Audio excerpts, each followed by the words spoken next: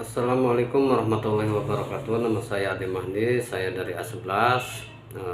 Ingin menjelaskan tentang 3 tema yang diberikan oleh Pak dosen.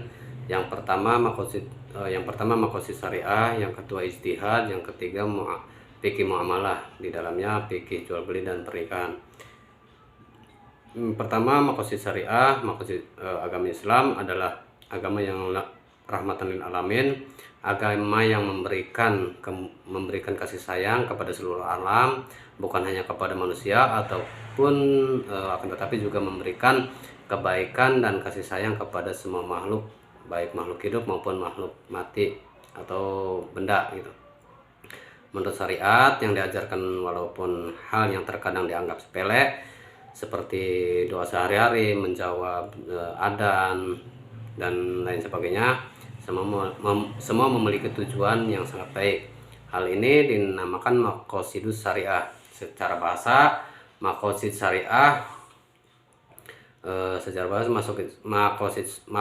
adalah jamak taksir dari isim mufrad maksud, yang artinya tujuan.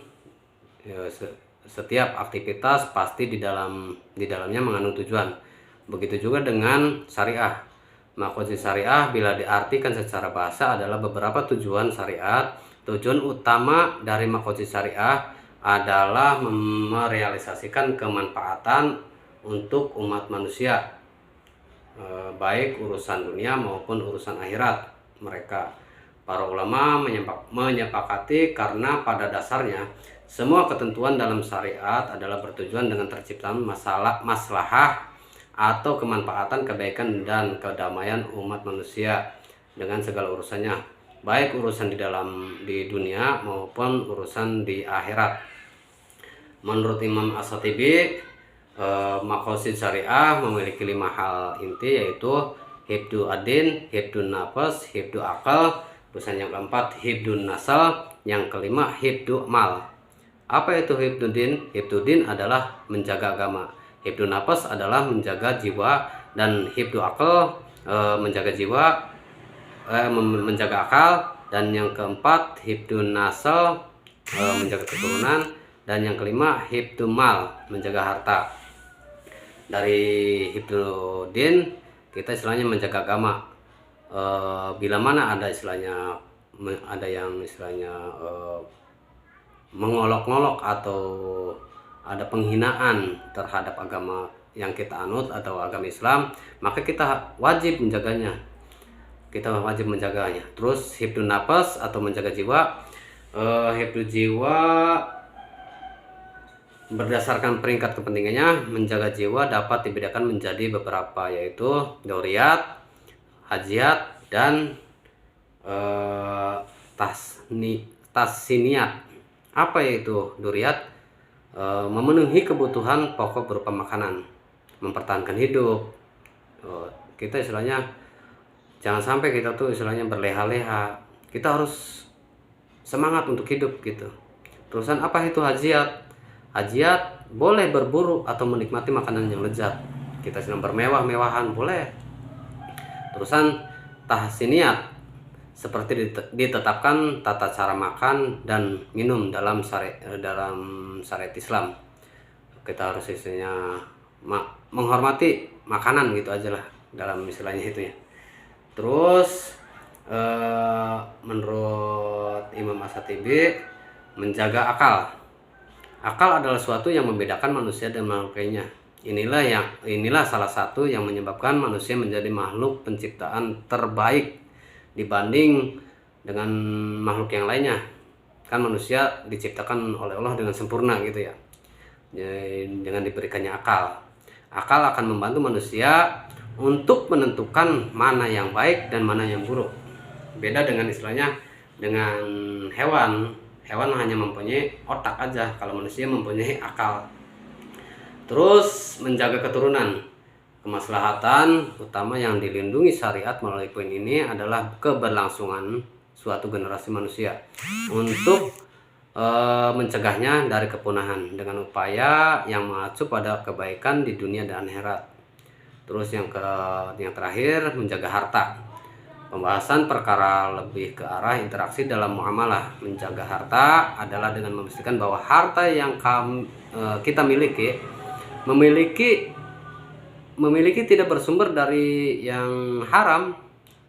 Kita harus memiliki sumber dari yang halal dengan pekerjaan yang baik, tidak dengan cara istilahnya kalau misalkan dengan yang haram. Contoh, kita kaya tapi hasil korupsi, kita punya harta hasil dari pencurian. Nah, itu tidak dibolehkan dalam Islam.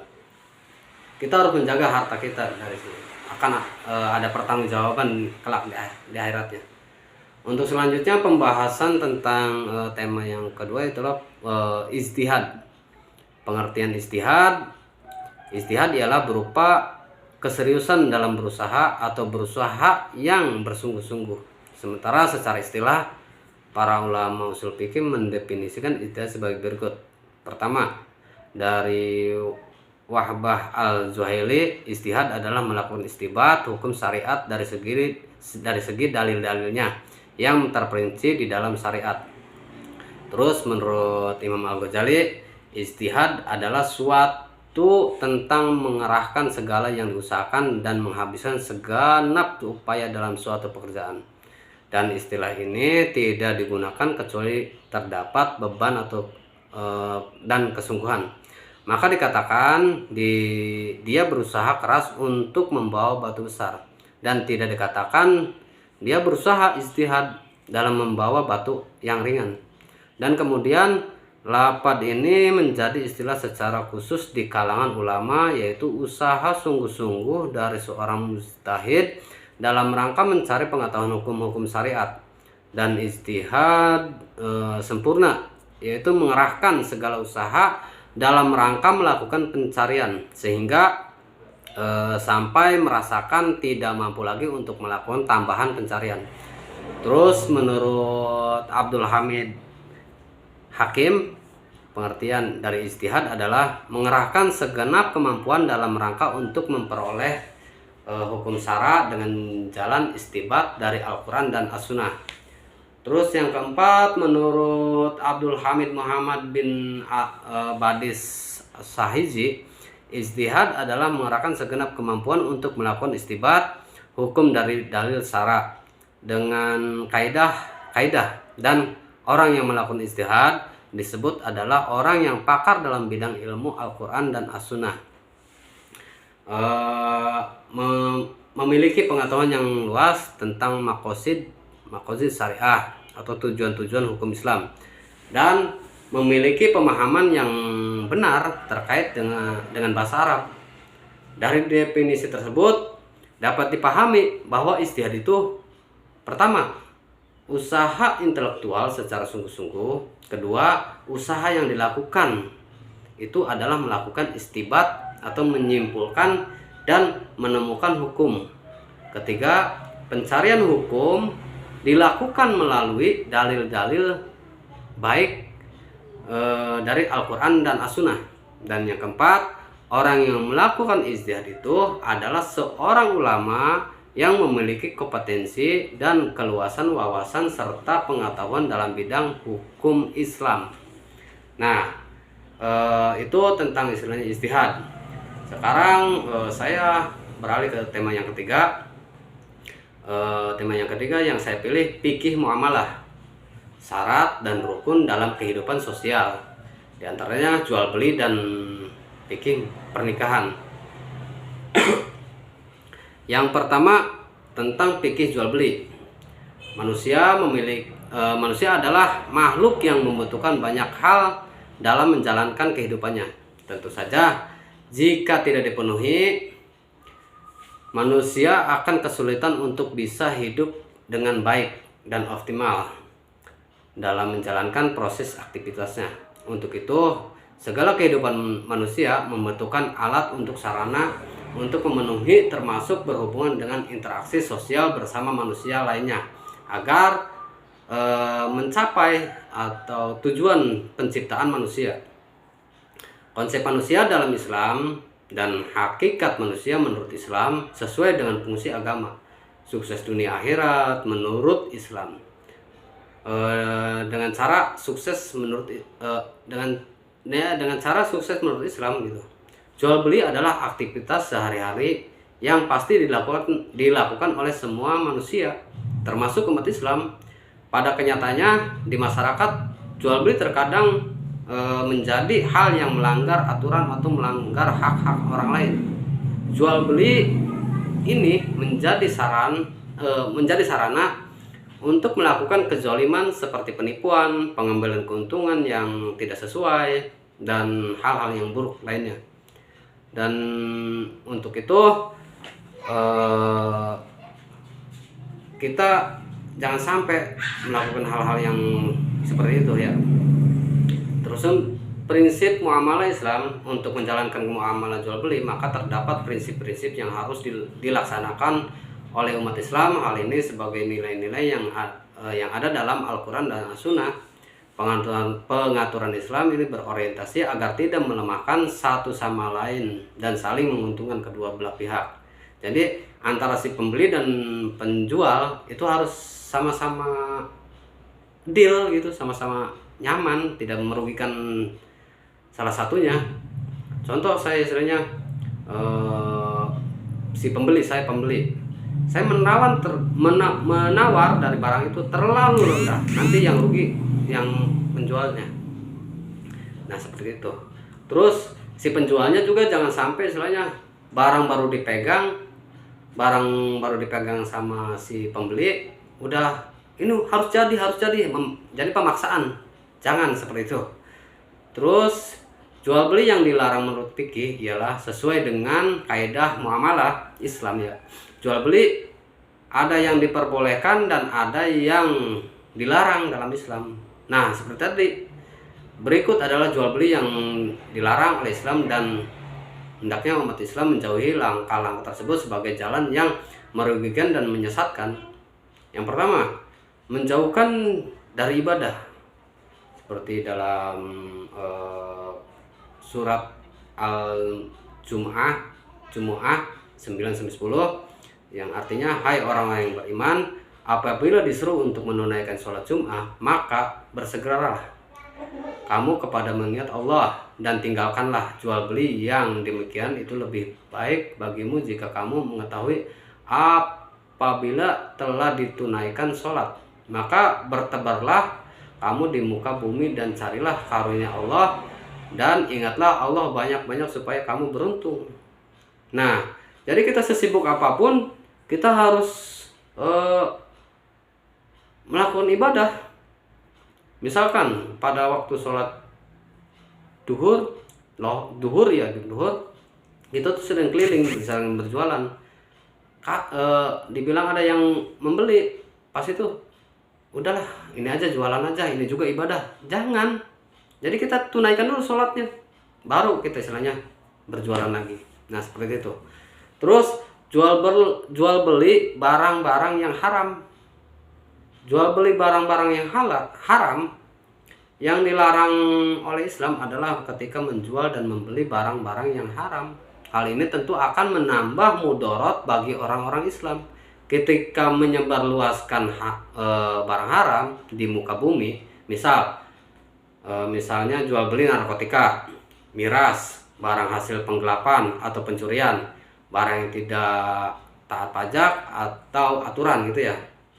Dalam hadis riwayat Abu Daud dan Ahmad, sesungguhnya Allah jika mengharamkan atas suatu kaum memakan sesuatu, maka diharamkan pula hasil penjualannya. Nah, tentu umat Islam tidak menginginkan jika hartanya tidak mendapatkan keberkahan. Keberkahan harta adalah satu-satunya berasal dari bagaimana kita melakukan jual beli dengan proses yang halal, termasuk barang yang dijual pun adalah barang yang bukan dilarang oleh Allah untuk dikonsumsi oleh kita gitu ya. Terus jual beli harta riba. Rasulullah SAW melaknat orang-orang yang makan riba, yang memberi makanan, menulisnya, dan dua saksi, dan beliau bersabda, mereka itu sama. Nah, hadis riwayat Muslim. Pelanggaran melakukan jual beli dalam Islam adalah melarang riba. Hal ini seperti yang diungkap dalam hadis di atas, maka hadis tersebut maka bahwa pemberian atau pemakannya atau segala bentuk operasionalnya adalah salah, sehingga sama-sama keliru. Untuk itu sebelum berjual beli, hendaknya memeriksa terlebih dahulu apakah ada proses jual beli tersebut benar-benar bebas dari riba gitu ya. Terus yang selanjutnya al-inah. Apabila kalian telah berjual beli dengan cara al-inah dan kalian telah ridho dengan perkebunan dan kalian telah mengambil ekor-ekor sapi dan kalian meninggalkan jihad, maka Allah akan menimpakan kepada kalian suatu kehinaan. Naudzubillahi min dzalik. Tidak akan tidak akan mencabutnya sampai kalian kembali kepada agama kalian. Hadis riwayat Abu Daud. Terus yang selanjutnya mulamasah. Jual beli mulamasah adalah istilah untuk pembelian yang terjadi jika menyentuh barang yang dijual. Nah, ada di suatu tempat kita tuh pegang barang, istilahnya barang jualan.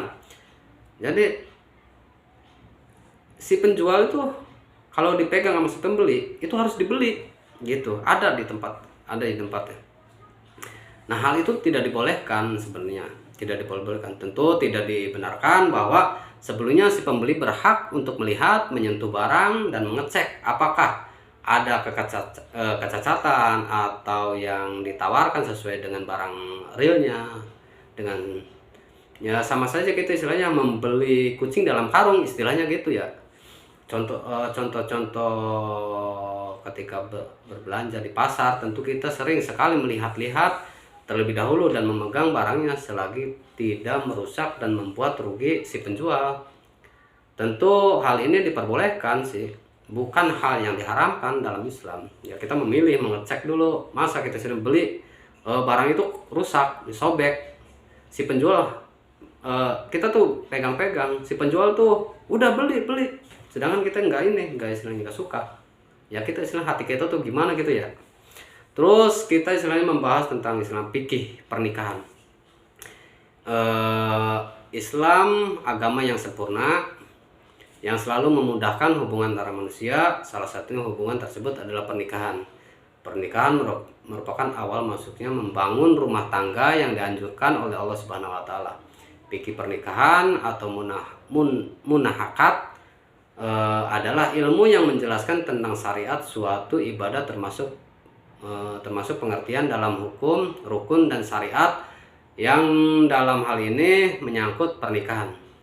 Adanya akad nikah membuat suatu yang tadinya haram menjadi halal, yang tadinya bukan muhrim jadi muhrim gitu ya. Bahkan yang menjadi amalan ibadah yang bernilai pahala besar di sisi Allah. Pernikahan idaman memiliki kekokohan menjadi keluarga yang sakinah, mawadah, warohmah, yang diridhai oleh Allah Ta'ala, ataupun hal-hal tersebut dapat disimak dalam penjelasan berikut. Apa itu pernikahan? Pernikahan itu apa? Pernikahan suatu yang diidamkan oleh para kaum lelaki dan perempuan yang sudah mencapai segalanya. Nah, jadi pernikahan kalau misalkan kita udah siap, udah ada kesiapan, udah mapan, udah cukup umur, kita diperbolehkan untuk menikah. Pernikahan juga salah satu jalan untuk mendapatkan keturunan, meningkatkan ukhuwah Islamiyah dan memperkuat tali silaturahmi antara manusia. Secara etimologi yang berdasarkan Al-Quran dan hadis, pernikahan disebut dengan berasal dari kata an-nikah dan aziwaj yang memiliki arti melalui menginjak, berjalan di atas, menaiki dan bersenggama atau bersetubuh gitu ya. Terus sedangkan menurut istilah tentang makna pernikahan, masing-masing ulama fikih memiliki pendapat sendiri, di antara lain ulama Hanafiyah mengartikan pernikahan sebagai suatu akad yang membuat pernikahan menjadi seorang laki-laki dapat memiliki dan menggunakan perempuan termasuk seluruh anggota badannya untuk mendapatkan sebuah kepuasan atau kenikmatan. Sedangkan menurut ulama Syafi'iyah menyebutkan bahwa pernikahan adalah suatu akad dengan menggunakan lafaz kaf jakawa alif hoja yang memiliki arti pernikahan menyebabkan pasangan mendapatkan kesenangan. Nah, terus menurut ulama Malikiyah menyebutkan bahwa pernikahan adalah suatu akad atau perjanjian yang dilakukan untuk mendapatkan kepuasan tanpa adanya harga yang dibayar. Kemudian menurut Hanafiyah menyebutkan bahwa pernikahan adalah akad yang menggunakan kaf nun tawawo nun haza yang artinya pernikahan membuat laki-laki dan perempuan dapat memiliki kepuasan satu sama lain. Para ulama memiliki pandangan masing-masing yang arti dan maknanya sama saja, bahwa pernikahan itu memiliki kedua insan manusia yang mendapatkan kebahagiaan dan kepuasan akan menghasilkan keturunan. Ya nggak apa-apa misalkan kita dijodohkan untuk mendapatkan suatu pasangan kita, nggak apa-apa itu istilahnya, kita dinikahkan gitu. Terus dasar hukum pernikahan dari dasar di syar'i dari dasar disyariatkannya pernikahan adalah berdasarkan Al-Quran dan As-Sunnah dan ijma dalil dari Al-Quran diantaranya firman Allah Ta'ala, dan nikahlah orang-orang yang masih sendiri di antara kamu, dan jika orang-orang yang layak menikah, ini ya menikah, dari hamba-hamba sahayamu yang laki-laki dan perempuan, jika mereka miskin, Allah akan memberi kemampuan kepada mereka dengan karunia-Nya, dan Allah Maha Luas pemberiannya, lagi Maha mengetahui. Quran Surat An-Nur ayat 32. Begitu pula sabda Nabi SAW, wahai para pemuda, siapa di antara kalian yang sudah mampu menanggung nafkah, hendaknya dia menikah. Nah, ini hadis riwayat Bukhari dan Muslim ya. Bahkan istilahnya dari hadis dan Al-Quran tadi menganjurkan bagi orang yang mampu gitu, istilahnya udah siap menafkahi, hendaklah menikah kan gitu. Terusan rukun dan syarat nikah. Pernikahan dalam Islam memiliki beberapa syarat dan rukun harus dipenuhi agar pernikahan tersebut sah hukumnya di mata agama, baik menikah secara resmi maupun menikah secara siri. Berikut ini adalah syarat-syarat akad nikah dan rukun yang harus dipenuhi dalam sebuah pernikahan. Misalnya nikah tanpa wali ataupun ijab kabul hukumnya tidak sah. Pertama, satu rukun nikah. Rukun nikah pernikahan adalah suatu yang harus ada dalam pelaksanaan pernikahan, mencakup calon mempelai laki-laki, perempuan, wali, dan pihak mempelai perempuan, kedua orang saksi, dan ijab kabul yang sigot nikah yang diucapkan oleh wali pihak perempuan dan dijawab oleh calon mempelai laki-laki. Bila tidak ada salah satunya, maka hukum nikah itu tidak sah. Misal ada pengantin perempuan, nggak ada pengantin laki-lakinya, yang nggak sah gitu, harus ada pasangannya gitu ya. Terusan syariat nikah. Syariat nikah bagi calon suami yang sesuai kriteria Islam adalah beragama Islam, berjenis kelamin laki-laki, dan intinya jelas setuju untuk menikah dan tidak memiliki halangan untuk menikah. Dengan syariat calon istri, syarat calon istri sesuai syariat Islam adalah beragama Islam, jenis kelamin perempuan, istri identitasnya jelas, setuju untuk menikah dan tidak ada halangan untuk menikah. Untuk syarat wali nikah adalah laki-laki dewasa mempunyai hak perwalian atau mempelai wanita, adil, beragama Islam, agama Islam, terus berakal, sehat, tidak gila, itu nggak apa-apa, senang berihram atau umroh. Sedangkan syarat bagi saksi nikah adalah pernikahan adalah minimal berdiri dari 2 orang laki-laki hadir dalam proses ijab kabul, mengerti maksud akad nikah, beragama Islam, adil dan dewasa sesuai dengan syariat Islam. Ijab kabul yang dilakukan dengan bahasa yang mudah dimengerti kedua belah pihak, baik oleh pelaku akad dan penerima akad dan saksi. Ucapan akad nikah juga haruslah jelas dan dapat didengar oleh para saksi sebagai fikih pernikahan. Nah, demikian fikih pernikahan mesti dipelajari dan diketahui umat Islam pada umumnya agar pernikahan dapat berjalan sesuai dengan tuntunan syariat agama dan menghindarkan hal-hal yang dapat membatalkan pernikahan. Sekian, terima kasih dari saya, penjelasan dari saya. Billahi taufiq wal hidayah. Wassalamualaikum warahmatullahi wabarakatuh.